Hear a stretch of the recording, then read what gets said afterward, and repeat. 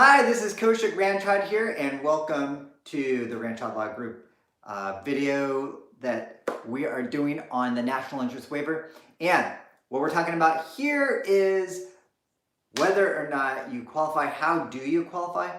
So let's look at what the new DONASAR standard talks about. First of all, what you need to be doing needs to be of national importance.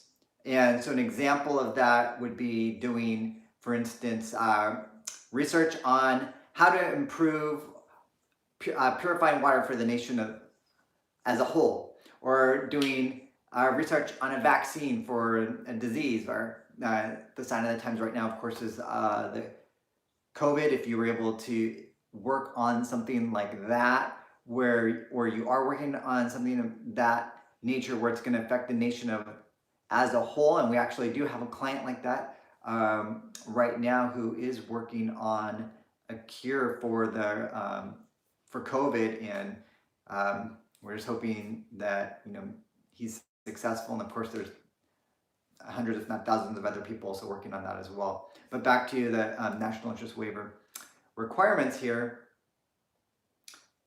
In order to qualify, you need to demonstrate that you are going to do something that is going to be of national importance as a whole, and that you have the qualifications to be able to advance that endeavor. So what does that mean? Well, let's talk about what the basics are first.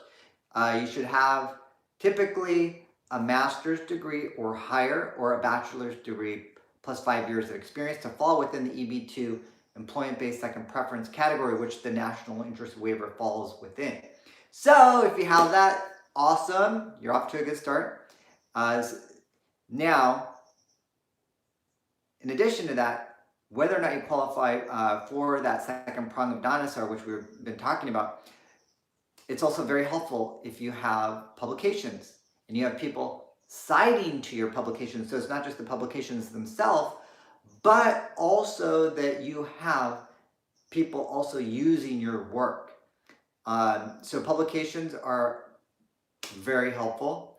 Also, letters from people in your field who can attest to what you are doing. So it's not helpful to have vague general letters. They need to be as specific as possible about what you're doing. And of course, the more qualified that the letter writer is, the better it is for you as well. So not only that, if you have awards, if you judge the work of others, these are all examples of ways that you can demonstrate that you meet the national interest waiver requirement. If you're not there yet, you can work on getting citations. Sometimes it's better to wait, but it also depends upon where you're published and how often you're cited. So it's not just the number of publications, it's also the quality as well.